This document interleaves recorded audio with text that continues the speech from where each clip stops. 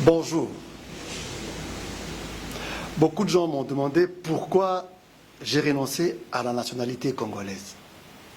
Et ils m'ont demandé d'expliciter, parce que dans la dernière vidéo, c'était très bref. Alors, je suis obligé d'y revenir. C'est toujours moi, Patrick Massengo. Quelqu'un m'a fait un raisonnement simple. Il dit, faisons comme si c'était les Africains qui allaient coloniser les Européens. Ils prennent des bateaux, ils atterrissent, ou ils arrivent plutôt à un port dans la mer Méditerranéenne, par exemple en Portugal. Ils découvrent un peuple, les Portugais. Allez, l'exploration commence de l'Europe. Ils progressent, ils trouvent un autre peuple, les Espagnols. Mais eux ne demandent pas à ces Espagnols quelle est leur identité. Ils leur disent encore des Portugais.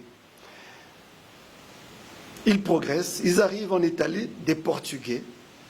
Ils arrivent en France, encore des Portugais. Ils progressent jusqu'en Finlande, jusqu'en Russie, et ils appellent tout le monde Portugais. Est-ce que c'est logique? Non, ce n'est pas logique. Mais c'est ce qui s'est fait au Congo. Quand les premiers colonisateurs sont arrivés à Boma, ils ont trouvé les Bakongo. Ils ont commencé à pénétrer le continent en profondeur. Ils ont trouvé des Bateke, ils ont trouvé des Batetela, mais ils appelaient tout ça Bakongo. Ils ont traversé tout le bassin, et tout le monde, ils appelaient Bakongo, Bakongo, encore des Bakongo et des Bakongo. Et à la conférence de Berlin, il y a eu un territoire des Bakongo. Mais aujourd'hui, nous voulons revenir à nos identités. On ne peut pas continuer à répondre à une identité qui ne nous correspond pas. Pas du tout. Analysons cela historiquement.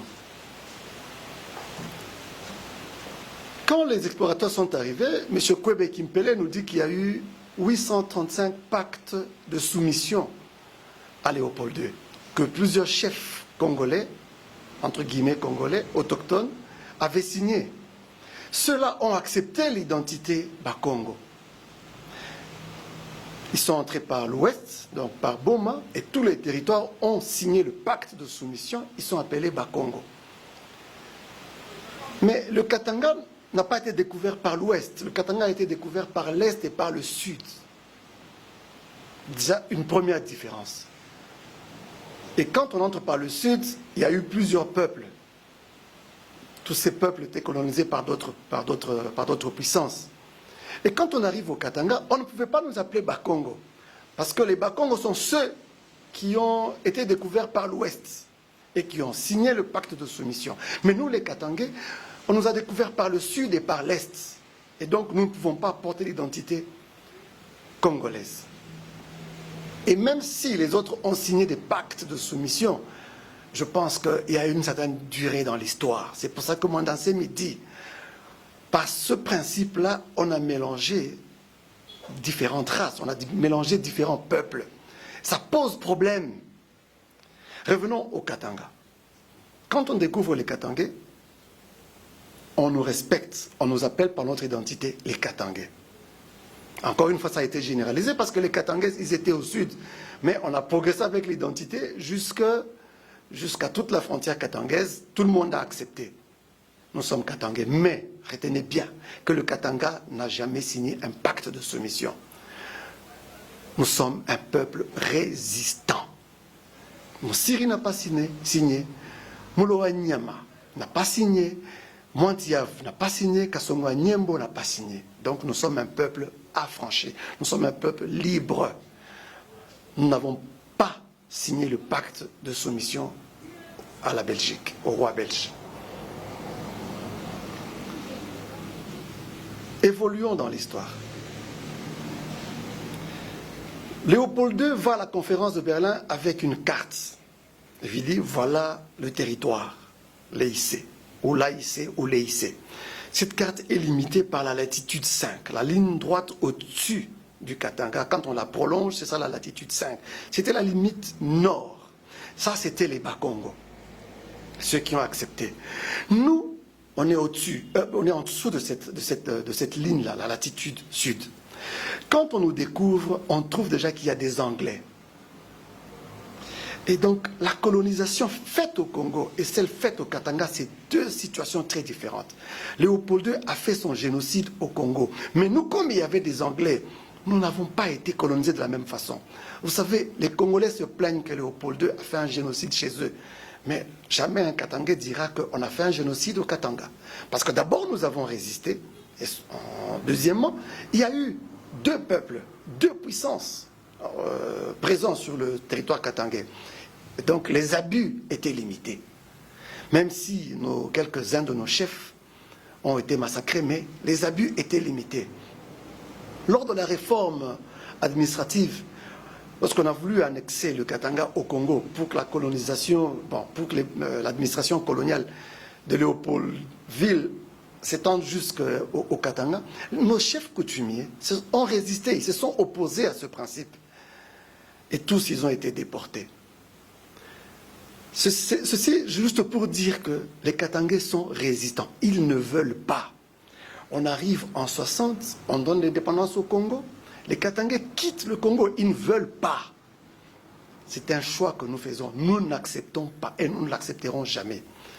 Aujourd'hui, c'est au prix du sang que nous portons encore l'identité, ou que beaucoup de Katangais acceptent encore de porter l'identité congolaise. Mais nous ne sommes pas Congolais. Nous ne sommes pas Congolais. Alors, une observation. Lorsque la colonisation est entrée par l'Ouest, on a découvert Boma et puis Kinshasa. Par le fait qu'ils sont entrés par là, tous les peuples qui se sont soumis sont administrés à partir de Kinshasa ou de Boma. C'est aussi un abus. Aujourd'hui, nous avons quoi comme système? Que tous ces territoires, on appelle le Congo, subit l'hégémonie, la domination du territoire des Bas-Congo. C'est encore un abus qu'on n'accepte pas. Aujourd'hui, nos impôts, nous les payons à Kinshasa. Nos taxes, nous payons à Kinshasa. Nous dépendons de Kinshasa. Ce sont des abus. C'est pour ça que nous résistons. Il n'y a rien qui peut justifier cette pratique. Il est temps qu'on se mette autour d'une table pour discuter de toutes ces choses-là. La nationalité congolaise est imposée et cette façon cette gouvernance à la congolaise, excusez-moi, est abusive. On en a assez. C'est pour ça que nous disons il faut que ça change. Autrefois, les Katangais voulaient revendiquer par la violence, mais nous avons changé de méthode. Nous venons demander un dialogue. Nous n'acceptons pas de porter l'identité congolaise. Et nous n'acceptons pas non plus les règles à la congolaise. Vous avez votre histoire, Léopold II vous a tué, il vous a appris la violence, et vous gouvernez le Congo par la violence, par les manières apprises dans la colonisation. Nous, on a été colonisés par, bien sûr, les Belges et les Anglais. Nous avons d'autres manières. Nous voulons une autre façon de faire. Acceptez ça. Et c'est pas qu'on vous demande ça. C'est un droit. On va y arriver.